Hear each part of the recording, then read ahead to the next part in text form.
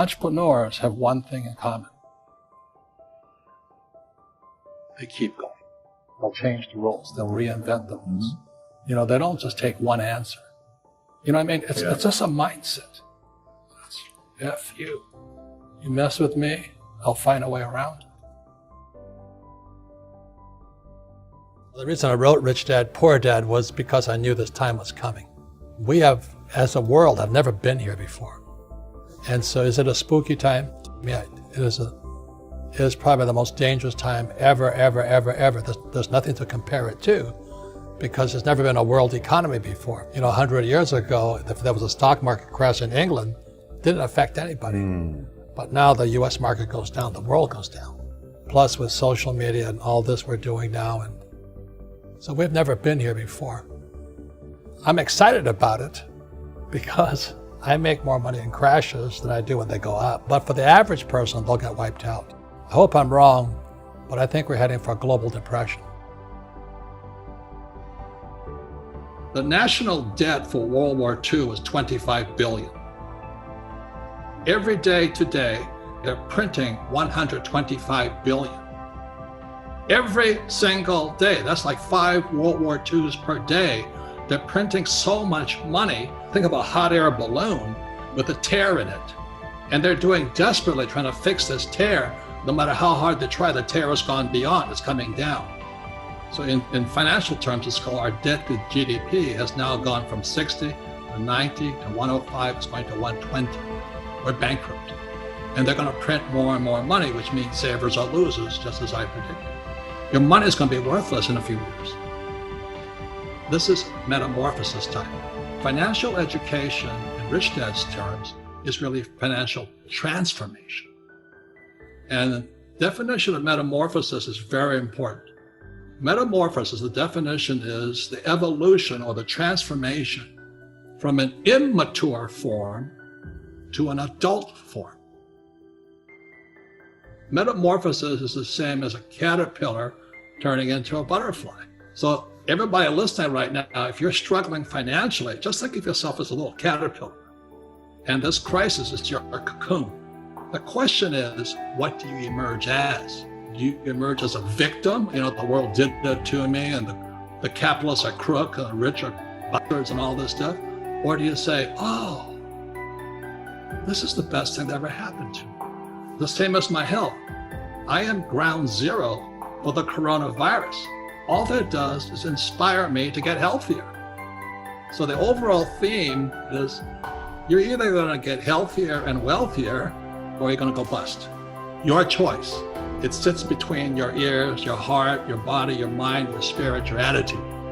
This could be the best thing that ever happened to you, physically, mentally, emotionally, spiritually, if you turn out to a butterfly or somebody will step on you like a little worm. It's your choice. We all have an external economy, but we also have an internal economy. And the willpower is to change our internal economy. So for me, I can see the good and I can see the bad. I don't really give a damn because I'm going to be rich anyway.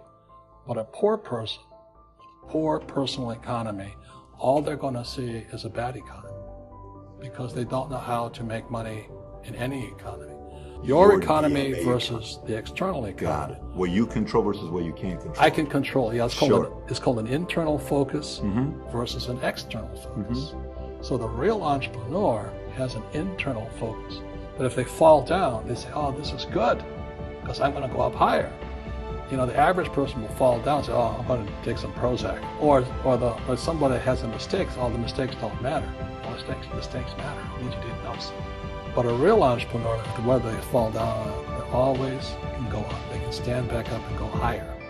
And no matter what happens to them, they get stronger and better and smarter and happier.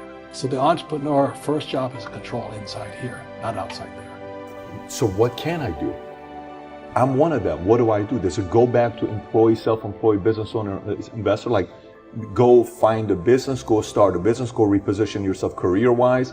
You know, is there a 1, 2, 3 step process on what I can do to be prepared for it?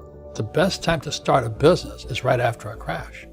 I made more money after 2008 than I ever in my whole entire life.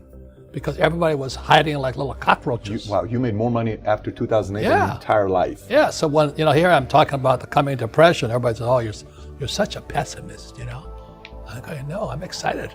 All the bargains that are going to be on the street, But everybody else, oh, you're pessimistic. No, I'm actually optimistic. I have a friend in Panama. He has an avocado farm. So he's sitting in Panama growing avocados. He says, because people have to eat. Another friend of mine is growing blueberries. But another friend of mine, he had a big house. His kids all moved out. So he converted the kids' bedrooms into one-bedroom apartments.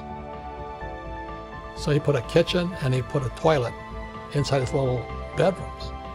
And so he now rents out 4 bedrooms. He's making more money today than ever before because a lot of workers commute to Seattle. So they come in on Sunday night, they check out Friday afternoon. Point is, everybody can do something, but you got to figure out what you can do. So that's why lesson number 1 in Rich Dad Poor Dad is the rich don't work for money. What we do instead is we create businesses as entrepreneurs. We acquire real estate. The reason is because as entrepreneurs, I have more control over my income, how much I make, and how much I pay in taxes. And because I'm an entrepreneur as well as an investor in real estate, I pay 0 tax. So every time I make, let's say, $1 million as an entrepreneur, I immediately invested in real estate. I have a 4-to-1 step up. So I put $1 million in real estate, I get $4 million from the bank. That's why I love banks. But the banks are screwing everybody else, terrible. Because when you print, savers get creamed and people who work for it get creamed. When they print, debtors get rich. You see, debt and taxes make the rich richer. And debt and taxes make the poor middle class poorer. My last paycheck, I still remember it clearly. It was one of the worst and the best days of my life. So I got this check and I went, oh, So I was excited, but I was also disturbed. And so this other guy comes up to me, his name was John. John says to me, he says, you're going to be back. I said, why? He says, because you're going to fail. I looked at him and said, look, 2 expletive words. Because that's what he did. He left Xerox, failed, he came back. And I said, look, you failed and you came back. But I'm going to fail and I'm never coming back. And that's the attitude. Do you know what I mean? If you say, well, if I fail, I'll go back to mommy and daddy, then that's what you do. So if you fail, that's when I became an entrepreneur because I had no money. I had no money for years. I didn't have a paycheck. But that's what my rich dad encouraged me to do. He says, when you don't have this paycheck, you get hungrier, smarter, and it's a test of your character.